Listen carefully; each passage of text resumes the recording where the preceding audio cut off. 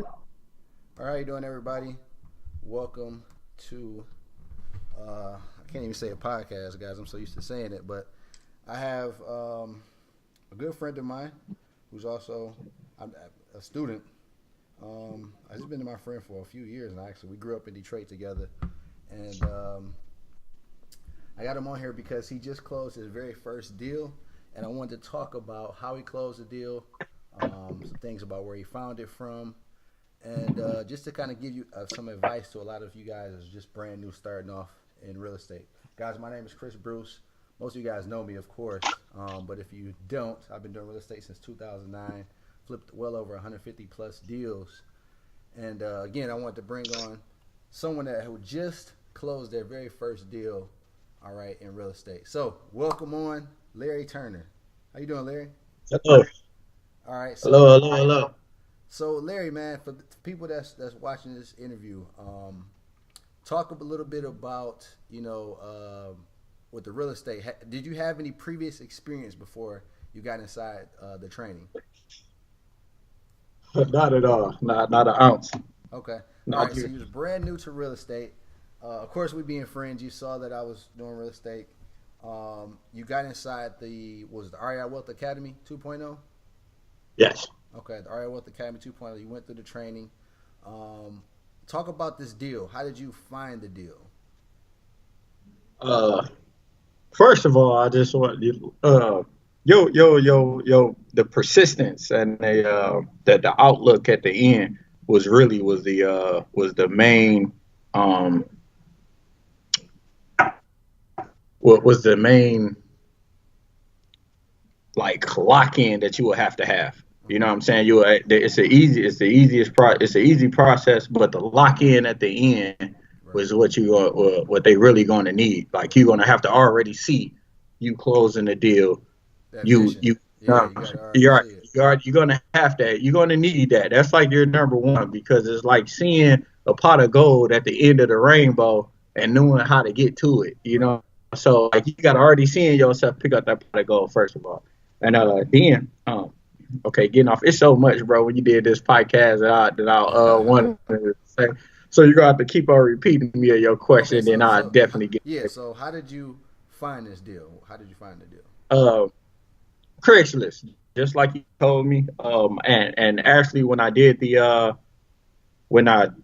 I didn't. That's all I did was Craigslist. That's all I made. I want to buy houses. Um, Promos, and that's all I did. I didn't Wow, do nothing. that's good. And it's crazy Yeah. because some people that listen to this, they don't think Craigslist works.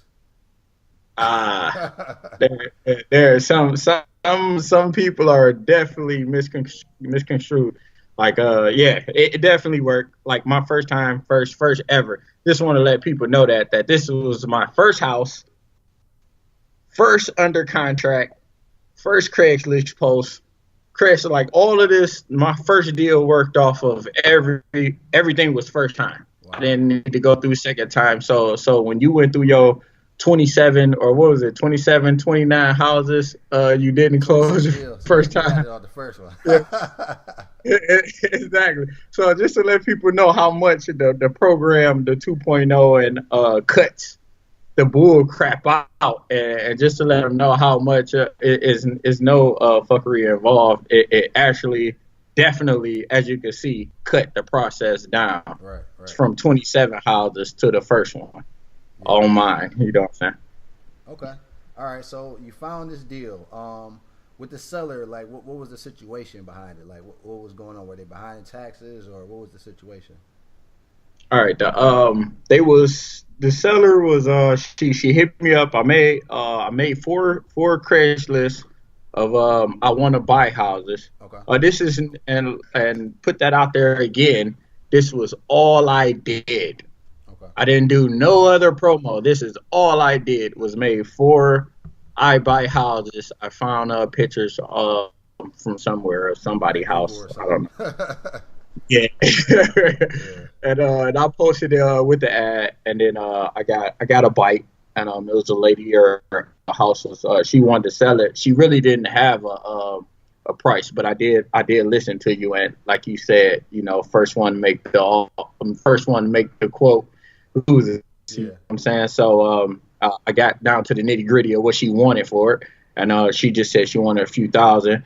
So that turned into the homework, doing the diligence, and that's basically finding out the neighborhood surrounding prices and the taxes on it, and if she had a mortgage, whatever. So she was no mortgage.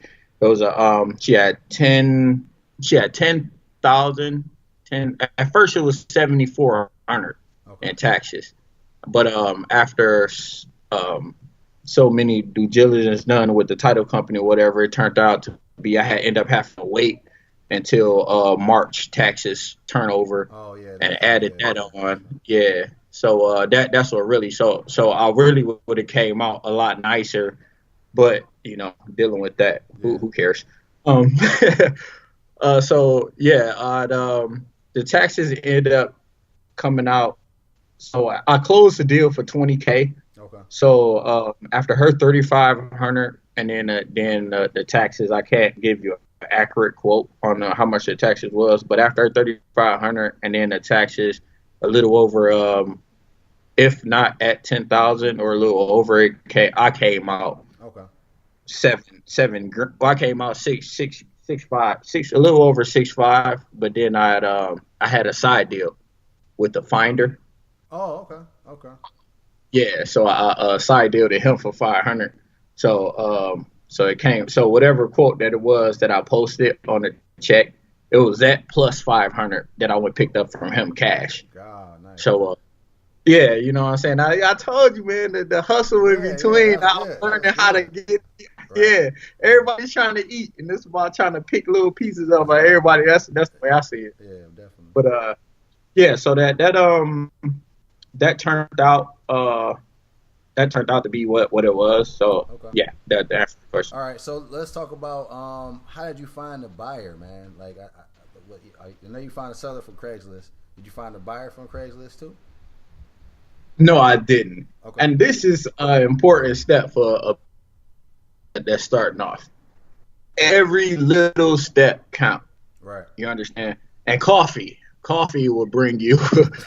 You kind of froze up on my screen. I don't know what that's about. But it's okay. If it's still going on, coffee will. That's kind of bothering me. No, that's fine now. Coffee will get you a lot of deals. I had I actually the particular buyer. There you go. For call it the luck of the Irish, call it whatever you want, but I call it movement. I call it being productive. And a lot of big situations started from a small move. Right. So the buyer came from before the property. I didn't even get it on contract. I was going to look at the property actually. Okay. And on my way to look at the property, I stopped at the gas station that was a block away from the property. Okay. And a guy I was buying coffee and the gas station was trying to charge me 75 cents for off my card for not purchasing something over $5. All I was getting was a coffee and a black and mild, which came up to $1.75. So the guy behind me was actually buying something too. So he just paid for all my stuff. He just because he didn't want to wait on the little process or wait on the little 5 seconds of me arguing with the clerk or whatever, or debating with him. So he offered to pay for it or whatever. So he just paid for it cash. Like, boop, boop, boop. And I was suit and tie every time. And that's another thing that I want to let people know. Like, even though like right now, I'm regular dressed, but it was times that a lot of times to where like I literally had to go regular dress to suit and tie. Okay. Like within Superman booth. You know what I'm saying? Right. Superman booth. Like I'm doing, whatever I had to do. Then I had to go home. Then I had to meet with either seller or buyer, whoever I had to meet with. I always did the Superman booth. You can call that the Superman booth for the beginners. You know what I'm saying? You got to do the Superman booth, man, to where, you know what I'm saying, you playing a part. You looking the part, you playing a part. And then, you always have to, since you're going in it like your own business, you want your own boss mindset Yep. behind it, because you're going to be the boss eventually over your VAs or your acquisition managers or whatever the case may be. Right. So anytime, even from the beginning status, you want to mentally put boss status in your head. So when you're talking to whoever, even the buyers, the sellers, you can present a boss type atmosphere around them.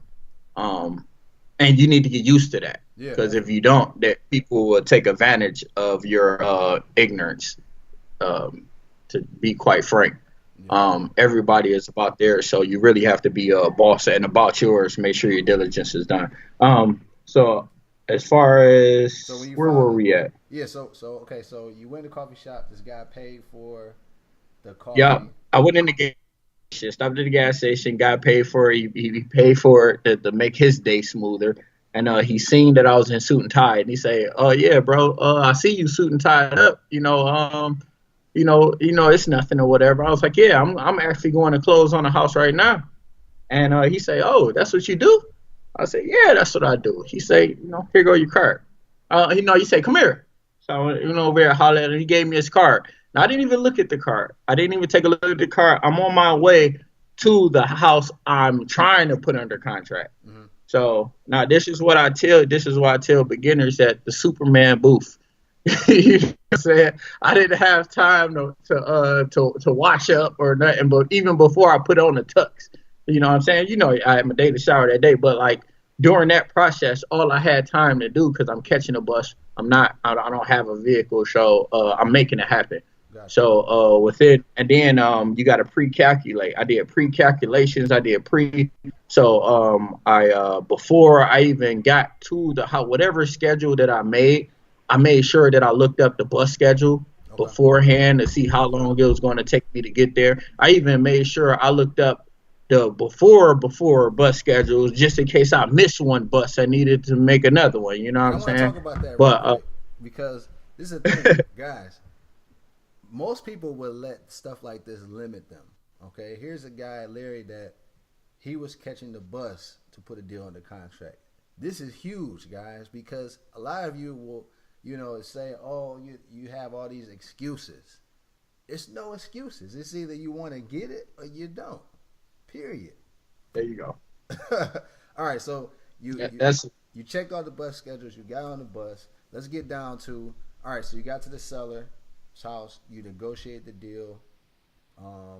I didn't even get to the seller's house. Let me tell you. Okay. Look, my situation is the most complicated situation, and it's perfect for beginners because I encounter every problem that a beginner can encounter, especially starting off at a beginner level. The seller, I never met with the seller at the seller house. The seller stayed in the house is in Detroit. The seller stayed in Troy, and then she had one job where she worked at in Troy. Then she had another job that was I forget, but it definitely wasn't in Detroit. It was still another 30 minutes away. So what I did was with the seller, I had to make it seem, even though I was in Detroit with her property, I had to make it seem like I was coming from Farmington. So, coming from Ypsilanti and Arbor, so that way it could seem like her house is a mutual meeting point. Okay. Because if I would have made it seem like I'm already in Detroit, she wouldn't have been willing to come from Troy. She would have been expecting me to be a businessman and pull up on her. Right. You know what I'm saying? So I had to make it seem like it was a non-hassle for the both of us to meet in Detroit. You know what I'm saying? Right. Like as far as distance wise. So it's a lot of business process, you know what I'm saying, to get put into play. Right. So that's what I had to do, because you have to mind fuck whoever you have to mind fuck, you know what I'm saying? Just to make things happen, even though. So at the end of the day, for her, it's step 1, 2, and 3. You know what I'm saying? It's very easy. Like I made it all easy for her. Okay. So any difficult step I took myself. Okay. So for her, it's step 1. She signed the contract. Now you just waiting on me. That's all I left her with. All right. So after you sign, you ain't got to work. Yeah. So okay, so because I don't want to be too long. All right, so the person that you met at the gas station, what happened then? Right. Oh, I'm sorry. That guy was a contractor. Okay. He was the guy. Actually, he was contracted under a contractor. So Okay. he was the guy that just pretty much just went and did little fixing or Gotcha. he know how to do electric or stuff like that. So he connected me to the actual contractor to that get that from the buyer. Gotcha. Oh, You know, general so contractor to the buyer. Gotcha. Okay. you're exactly. So he could contacted me him. His name was Dan. So I talked to Dan, and told Dan about the property, emailed him, and then he wanted to keep more closer contact. So he started texting me. So me and him started texting back and forth. So once he put it to the buyer said he was interested or whatever. So now after that, it was just all getting everything, putting the paperwork together, which was quite simple once you figure it out. It's kind of a little confusing at first, but once just like step 1, 2, and 3, if you do the same thing with the paperwork and the people, put the paperwork and the people together with step 1 and 2 and 3, it'll come out a lot easier. So that's the way that was. So he connected me with the buyer. The buyer contacted me. The buyer ended up liking me personally. So I ended up getting. At first, I just had his email, and so then now we text and call with whatever property, whatever areas now. Okay. So that's how I ended up picking up the buyer for this house. All in the pretty much just for a stop of coffee for another contractor connected to his contractor. Right. And that contractor connected me to the buyer, and then there you go. That's cool. So let me ask you this. All right, so from the time that you came to me, you got into the REI Wealth Academy 2.0 program to getting the deal closed. Mm-hmm. Approximately how long was that? It was definitely less than a month. I think it was between 2 weeks to a month. Okay. But it only took that long because I was learning at the same time, right? People. Yeah. So like if you pretty much know the word, that's why it's important for people to learn what you're doing, right, and get a good outlook on what you're doing, because it'll shorten your process. Yeah. You know what I'm saying? So people may want to nose dive into it, and which is be fine if you do a good 2-3 weeks of the 2.0 program. You don't even need, after the 2.0 program, all you need is a few days, of picking up, of Googling, YouTubing, and picking up other information. With that 2.0 now, without the 2.0, you're going to need, you're going to go through bull. You're going to every program, and this is me honest, every program that I didn't, even people that had already had programs out, they actually lead you, and this is no bull crap. They lead you in another direction to where that leads you back to them, to where you're going to need and feed off of more information to keep going and keep going and keep going. So now you basically sucked into an investment with some people that's controlling your money, and controlling your time on bull crap. But like 2.0 is totally cut straight to the chase. It got me straight to where I needed to be, and any other information that I needed. Bro, if I would have copped any other program for you, I'm trying to tell you, it would have been like, like I just copped the Craigslist program, I just copped, what is it? It's one right before Craig. I had to backpack and cop some programs. Actually, the time ran out on some of them. I'm waiting on them to renew, so I can go back, bro. But but all right, well, the Bruce programs is pretty much 2.0 everything in there, and we're continuing adding information and stuff. I know we got our coaching call next week too, so make sure you can attend that.